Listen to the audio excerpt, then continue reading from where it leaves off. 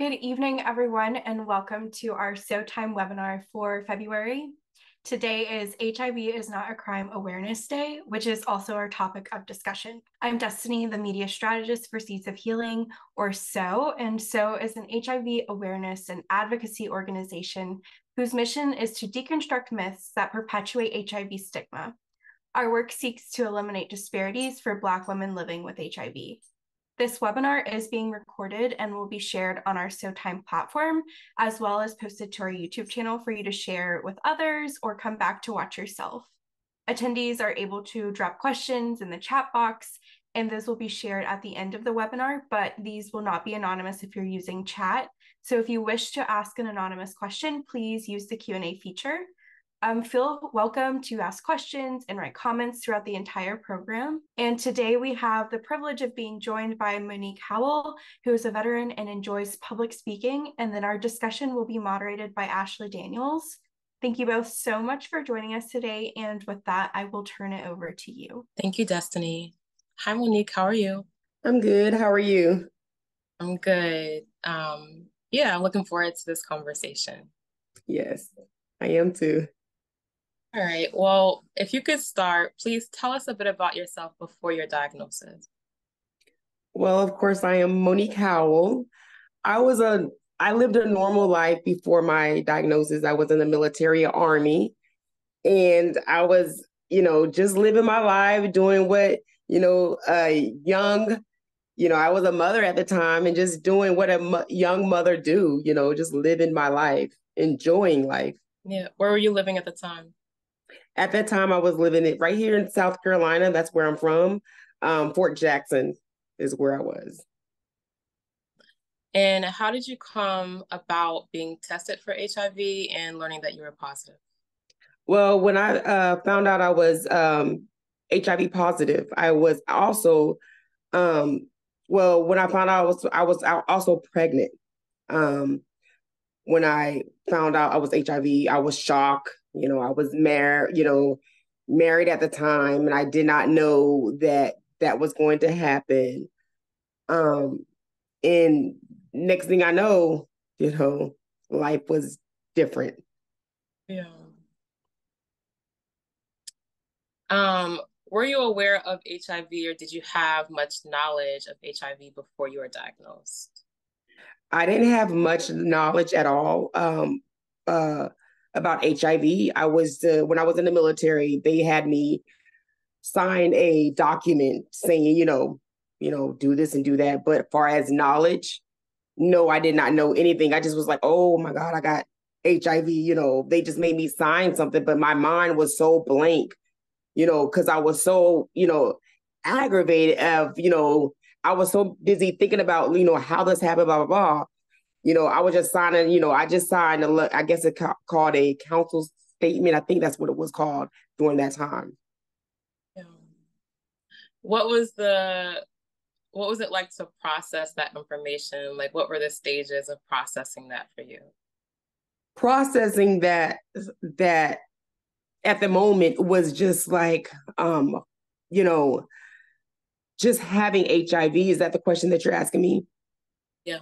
Just having HIV, just processing it. I think anyone that find out they're HIV positive, the first thing I thought was it was a death sentence. I was like, oh my gosh, I'm going to die. What about my kids? I started thinking all this what ifs in the back of my head because I just did not know. To process it, I was quiet. I was Googling everything, trying to figure out, how this is going to happen, if I'm going to die. That's kind of like how it was at the time. And at the time you were married, did you have support in processing with your partner, or was that something you had to do on your own? I had support, and I did have support. He kept telling me at that time, we end up, separating all that good stuff. And my family and everything, I did have support at the moment. So you said that you didn't know much about it before the diagnosis. Can you share the information that your doctors gave you upon diagnosis? What was the role and what kind of information did they share with you to expand your learning? I was at the OBGYN clinic when they found out I was HIV positive. Actually, she called me. That's something that you're not supposed to do. Call and tell a person their diagnosis.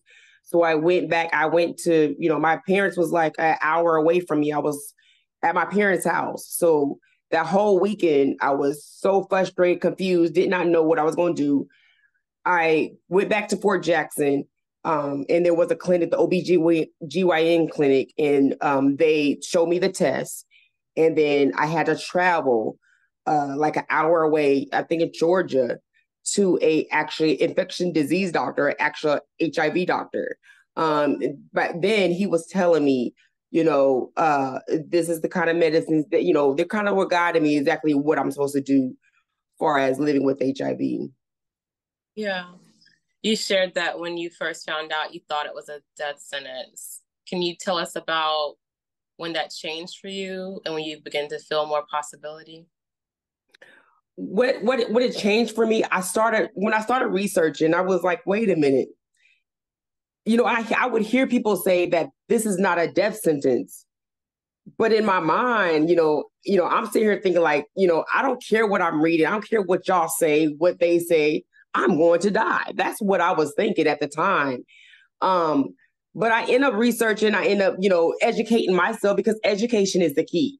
I started educating myself and I was like, wait a minute, I'm not going to die. As of course, this is a couple of months, in that, but I was, thinking like, I'm not going to die. Once, like I said, me and my ex separated at the time and I was just living my life and I would realize, I can go to work and everything is going to be fine. Yeah.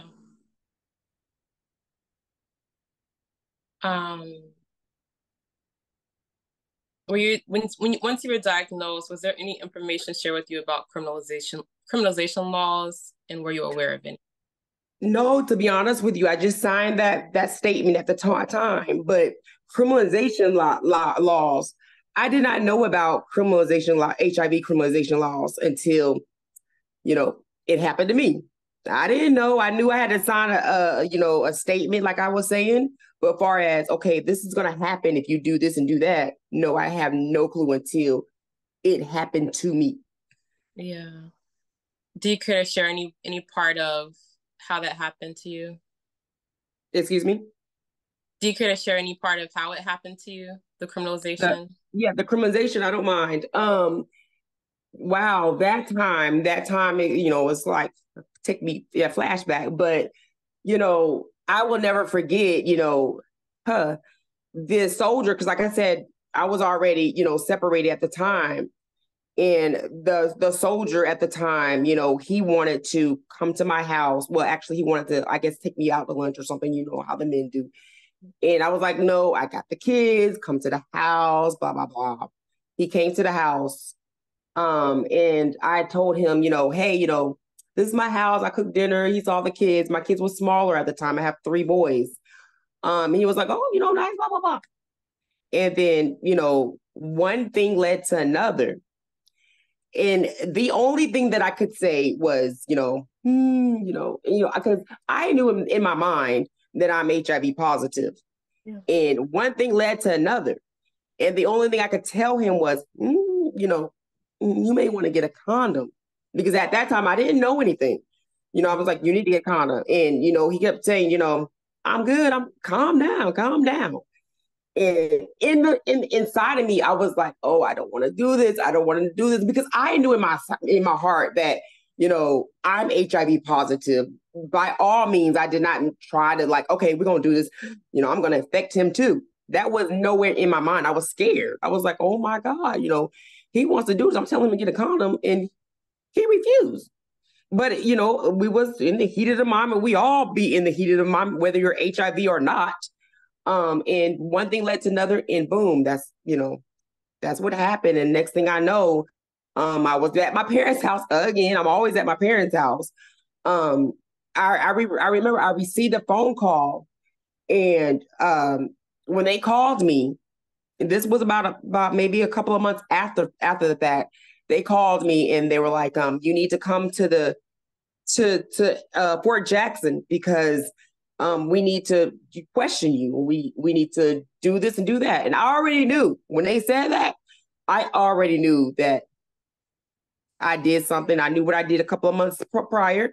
And I was like, oh my God, it done can't, I already knew, like, oh, I'm about to get in trouble for this. Yeah. Thank you for sharing. I read in one of your previous articles that even though that soldier was not diagnosed with HIV, that you still had repercussions from that, that interaction. Yes, I did. Yeah. And how that kind of catapulted you into your advocacy. And so now, knowing now everything that you know, can you share how the criminalization laws are different in the military versus in the States? Criminalization laws in the military is different because, like I said, it could have been different for me. My charges was dropped. However, I didn't even see what kind of law it is for, if you don't disclose your status or whatever. However, I was looking at 8 to 12 years if convicted, because all they was looking at was, your HIV. They didn't care. They was not, doing their research or anything. That's all they was looking at. Your HIV. You slept with this soldier. Blah blah blah. So I don't even know what the law was. I think the law was completely different versus the silver, the law. Because the only reason why I know that because I've met people that have been criminalized, and I'm just like, I said in a video earlier today, I am blessed. The charges was dropped. I didn't disclose. However, they were trying to get me. They were trying to get me the best way I can, even if it was no actually law for the military. The military was trying to get me regardless because I was HIV positive. Yeah. Have the laws changed much since that time? I don't think the laws have changed as far as the military. I don't think they have changed, only because I know other stories. I don't think it, no, because nobody is educating themselves. We're still stuck in the stigma. We're still stuck like, oh my gosh, you're HIV positive. We're going to do this and do that to you. So I still don't think that nobody is trying to educate themselves about HIV. Yeah. And if you could share, if you have any reference, do you know how, like broadly, like military and also for civil folks, do you know broadly how criminalization came about of a diagnosis? With my diagnosis? No, just how it came to be like in policy that people are criminalized for this. I think because I don't how they are criminal. Can you rephrase that question? Yeah. Do you know what prompted policymakers to start criminalizing people or to push for people to be criminalized because of HIV? I really don't know what prompted them to do it. And like I said, I think again because they're just not educated. They're just going by, we're HIV positive. We slept with someone or we didn't disclose. I just think they're just that's exactly because they look like they know they can. So that's what they did. So yeah, I have a few questions that have come in, but one of the last questions I want to ask is, what information would you like to leave with others, whether they're in the military or civilians living with HIV? I think if they're in the military or silver, I always say this: education is the key. We have to educate ourselves. By all means, if that person is intentionally, and I said this before, if they're intentionally trying to harm someone because they want to make that person's life miserable, don't get me wrong. Of course, they need to be charged or whatever. But for us that is living our lives, there's not a death sentence. We did not transmit the virus or nothing. We should not be, behind bars or sex offender. Like, come on. And, even with myself, that all of that could have been me. I was a mother at that time. I am a mother right now. And I wouldn't have been able to enjoy my children because I would be behind bars. I probably wouldn't have ever been to be with my children because I would have been a sex offender. That is the stuff that I want people to see, that educate yourself about HIV, the transmission, the how low it could be, when on medicine. Education is the key. Don't just, and I said this before, don't just judge us. I always say it in a lot of videos, we are not monsters, just because we want love. Everybody wants love, whether you're HIV positive or not. We all want love and we all want to be happy with someone. When you're diagnosed with HIV, it is a scary thing. It is, you are frightened. You don't know if someone wants to accept you for you. So, to tell everyone, educate yourself, and the laws need to be changed. I don't care what nobody say. The laws need to be changed. It's going to take people like me and so many other amazing advocates to allow our voice to be heard. It's so important that, I want to be at the table. I said that yesterday, like, I want to be at the table. I want that seat at the table. I want to learn more because I'm still learning as each day go by with the laws and what's going on in the world and blah, blah, blah. I am still learning as well. So I think that we that have a voice, that have experienced all this, we need to be at the table when the policy holders, when the people that are changing the laws, we need to be right there as well. Yeah, absolutely. Okay, I'm going to ask you a couple questions from the chat. What is the difference in military services and civilian services for people living positively? So, like, what resources are available? What resources are available? Yeah, I see a follow-up question. So they're saying, are there case managers? So I think they're asking, like, what kind of emotional supports or social supports are available, both for civilians and for people who are active military. Active military, when I was in, the things probably have changed now. There was support, but not a lot of support for us because they was looking at us like, they need to stay right there. I do know that I was not able to travel like overseas, meaning like Germany, things like that.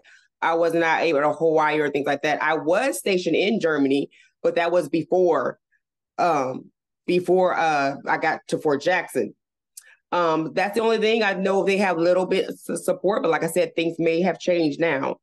However, I think civilian world, they need better support, but I believe they have support as far as housing and case manager, things like that, as far as silver. And I only know that because I have talked to people that are HIV positive. So if they can do better as well. Yeah. I read another article. I read a few articles that are prior to this conversation, and one of them was stating that a popular slogan that you use is, "You have to love yourself first." Yes, and I love to say that because I think that is so true. Like, we have to love ourselves. Like, and I think that moment in that situation, I think I love myself, but I did not know that, someone was, oh my God, somebody was going to love me. I was dealing with a situation with my marriage and I was like, nobody's going to love me. No man's going to, and I think at that moment, because we all are vulnerable. We all, we want love. Yeah. We want that. And then I love to say, we have to love ourselves. You got to love yourself before you can love anyone else, because if we don't love if we don't love ourselves, we'll fall for anything. People are not honest. Even if they're, HIV positive, people are not honest. So we have to love ourselves. I will always say that. I have daughters. I have sons as well. You got to love yourself. I know that you work with individuals in South Carolina. You started your own organization. And I know that, one thing that I've seen you repeat in some other interviews is that, as we stated earlier, that HIV is not a death sentence. In what ways have you seen people in your community and people that you work with feel more confident and have a more expanded view of life because they come to understand that HIV is not a death sentence? Well, I don't have the organization no more, which was called Monique's Hope for Cure Outreach Services. When I did have it, I provided services, meaning food, clothing. They can get tested, whether they was HIV positive or not. I purposely did that because I wanted everyone. I was trying to break stigma at the time. You don't have to be positive to come in my center. If you need help with this and that, we are here to help you. And I had volunteers at the time. Moving forward, now I just do advocacy work, which is social media. I use that platform to let everyone know that I'm living my life. It's not it's not a death sentence. I'm traveling with my friends, my kids. I'm living my life, and that's what I want people to see. Like what I'm doing now. I'm not sitting there living back what happened in the past, because that's my past. I want people to see what I'm doing now. And people has came to me so many times, oh, thank you for your story. Now I'm not afraid to disclose, or blah, blah, blah. So I'm thankful that I'm using my voice and my platform for other people to hear that they can still live. They still don't have to be afraid of who they are because they are HIV positive. Yeah, absolutely. Can you tell us some of the organizations that you partner with or individuals that you've worked with in your advocacy work? The only advocacy, like I said, I just have that organization, Monique's Hope for Cure Outreach Services. I went to part of the PWN and Serial Project, but other than that, everything I do is just pretty much on my own. Okay. And where can folks find you if they want to learn more? I know you have a book out. If folks are interested in purchasing the book, where can they find it? I think that book was written in 2009. It was self-published, Living Inside My Skin of Silence.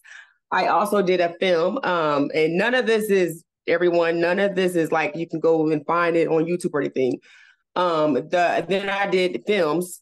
It was called A Silver Lining. That was the film that I did. And then I started to do, it was going to be called On the Other Side. So I was doing a lot of things by myself on my own because I just wanted to show people like, you can do it. Like, I didn't think I was going to do film and all that. And I'm trying to show everybody like, there's life after a diagnosis, regardless of what society say. There is still life, and I don't let nothing stop me. I don't let anything stop me. Yeah. What are some things that you're looking forward to? I am looking forward, of course, I just want to just thrive and live and continue advocating, continue educating and showing people. And like I said, I enjoy my children, and see them grow. I'm a grandmom now. So I want to see the things that a family, being that family. I'm a family person. I love to be with people, and I just love people. I love people's good energy. Don't bring nothing negative to me. I'm going to sit there and push you and say, hey, you can make it. You're going to be all right. And a lot of people look at me like, oh, how you got this, you're HIV positive. I don't know why people think that HIV is supposed to have a look. I'm supposed to be sad all day. So I'm the type of person that I show people I know this happened. I know that happened, but I'm still living. I don't care what y'all could read and what y'all see. I'm still living. I'm going to show y'all that I'm going to, I can still live. And that's why I count my blessings every day, because, I know a lot of people that, things have happened even with criminalization, so I count my blessings because that could have been me. So that's why I live life to the fullest now. Yeah. You definitely don't look like a grandma. Yes, I'm a grandma. Yes, I am. Yeah. Okay. Is there anything that I didn't ask you that you would like people to know? Like I said, education, if you're on this webinar, educate. I can't stress that off.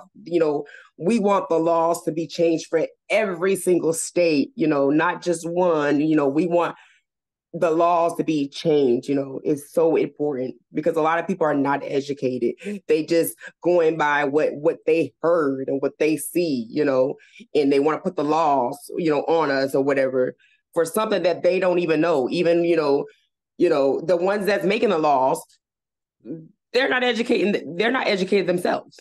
Absolutely. And I know we see a lot of this, especially with policy these days, and the people who are making the policy don't actually understand it.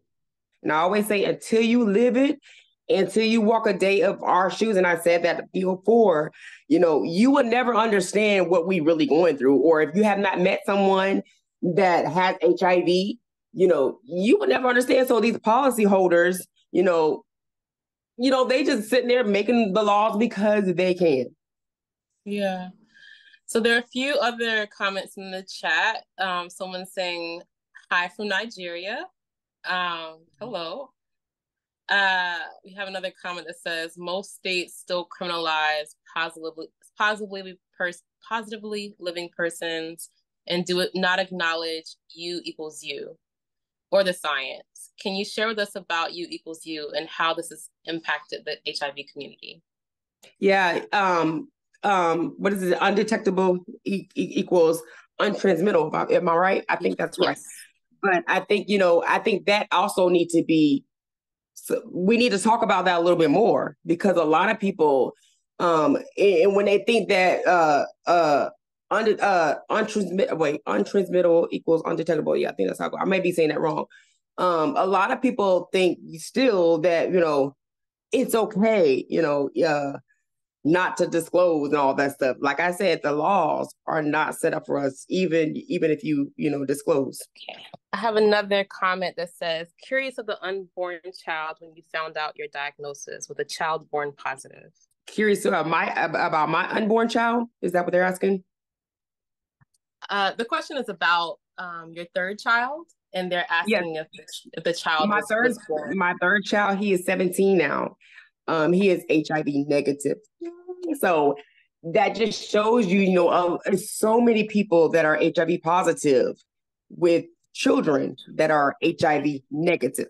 So he is negative. And the next question says, how can society show up at the family and community level to move this needle forward? So to move the education and removal of the stigma, how can society and community show up to better do that?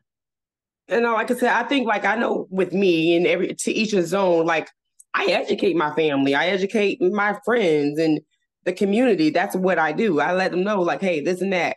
And next thing you know, they come to my events, the events that I do have. And, I think that we just need to be at the table. We should not be afraid, whether you're HIV positive or not. We need to just speak up a little bit more, and show people, you don't have to be afraid to people that has HIV, even with family, because we have people that are HIV positive. They can't even talk to their family because their family think, blah blah blah. It's a sad world, but I just think, to each his own. Unfortunately, some people have it better than others. Thank God, my family has been very supportive with me because I educate them. They come to my events. When I did have events, AIDS walk, things like that I had in my community, they show up. I just tell them hey, I'm having this. Even my friends, even for the movie and stuff. I had over 200 people at the movie premiere.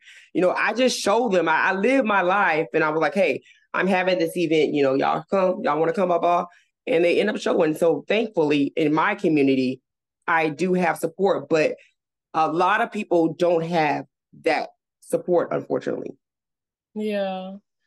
Can you share more? I know a few of the articles mentioned your father's church, and can you share more about what it's been like for you to have a faith community and to have friends and to have your own family be so supportive? My father, he's a bishop, and we actually did a couple of things for World AIDS Day a couple of years ago, and the news actually came to my dad's church. I think my dad spoke. I actually had my book signing at my dad's church. So they're very supportive, even the church, the members of the church, I think they forget, that I'm HIV positive because they be asking me like, can you do this for the youth? Because I always worked with the youth at the time. And can you do this? Can you do that? So, they feel they show me love, and it's good. And like I said, the faith, you would think that the people in the church should be more supportive. But again, there's churches that still will shut you down because you are HIV positive. And it's sad. They judging, but they, about who that person is, oh, that person that got that HIV, blah, blah, she can't come to this church or he can't come to this church. Who does that? And I'm thankful that my father is not like that. Like I said, we're not perfect. We're not, how my daddy always say, we're not the worst church and we're not the best church, Right. But, at the same time, we should show love, and that's, I'm thankful that my family is a faith, we believe, God is our higher power and he has been with me since day one. Yeah. I know that you said a lot of your advocacy right now looks like you living your life, you enjoying life, and allowing other people to see that, and that being its own kind of advocacy. We have a question in the chat that says, what are your next steps in the HIV community? My next steps is pretty much, what I'm doing now, literally, because I'm like you said, I'm living my life. So it's kind of like if I love to speak up, I love to, if they want me to do something, hey, I'll do it. It's just like it's like HIV, the advocacy work is like my baby. Like, oh, let's talk about this. Hey, even with, I have a live on TikTok. I have a live or whatever. And, I encourage people on there that is positive. They come to my live because they can't talk to nobody. They say that, I had one person that, her family, disowned her, so I it's not really the next steps. It's kind of like what I'm doing now, and I pray I say like that. For one, I want to be humble and I want to put God first in everything that I do and making sure that it's God's will for me to do whatever that next step is. I'm not going to just go out there and do something if, I didn't pray about it and make sure, because everything that you do in the HIV world, that does not mean that you're supposed to do that. Yeah, I appreciate that point because I feel like I know a lot of the work of Seeds of Healing is to educate, advocate, and support for Black women. And I think that, we talk about Black women having the superhero syndrome and there being a lot of guilt if you're not always busy. So I just think it's really beautiful and really powerful that you're saying like, yeah, like me being myself and me choosing to do what I feel like it is the advocacy. I think there's a lot of power in that. I just continue, I continue to live. Don't get me wrong. I always say, I have my moments now. There's moments where I'm just like, what, even though it's been over 17 years, I have my moments, where I'm just like, God, why is it happening to me? Blah, blah, blah, because I have my moments, it's okay to cry. It's okay to have those moments. I always tell everyone that's HIV positive, you're going to have those moments. If someone walking around here like everything's okay, I want to talk to them like my daddy always say, I want to talk to them and see what they doing, because absolutely, every day is not okay. Yeah. We have another question that came in, and it's asking, when criminalized, what are the after effects? Are there any rights that are taken away, and have they been restored? For me, my rights has not been taken away, but there are a lot of cases who they're still in the process of their rights. They're trying to handle, if that makes sense. They're still trying to get to that step. For me, like I said, my rights was not taken away. I had to get out the military, and I guess that was their way of punishing me. And like I said, I also found out, because I didn't go into that, but my privacy was invaded or whatever. Yeah. But my rights wasn't taken away. I was able to get, the benefits and all that good stuff from the military, thank God. But my rights never got taken away. The only thing is my DD 214, the form that you get when you get out the military, it does says serious offense. That's the only thing that says serious offense. So, I do worry sometimes. I have not had that problem since I got out. If anybody questioned me, well, what is this? I have not had that. And yes, I was told that I can get that changed, but I don't feel like going through all that no more. But like I said, for me, my rights never got, changed or anything. But for many other people, they are still going through situations like that. You said that you worry it could become an issue. Would that become an issue in like seeking a job? What are the places that it would be an issue? I think like I said, with me, like I said, I don't work at no more, thank God. But I believe that people that are working and that going through different things that was criminalized, they probably would have issues trying to find a job, or if they're a sex offender, trying to be around their children or daycare or whatever.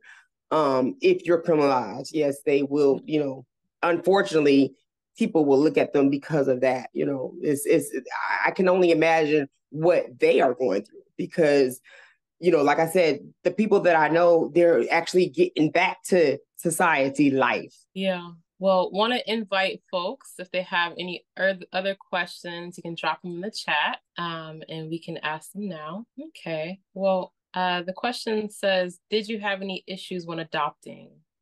Yes, I did not have any issues. By the way, I have 2 daughters that I adopted. I legally adopted them. And this is all after all that.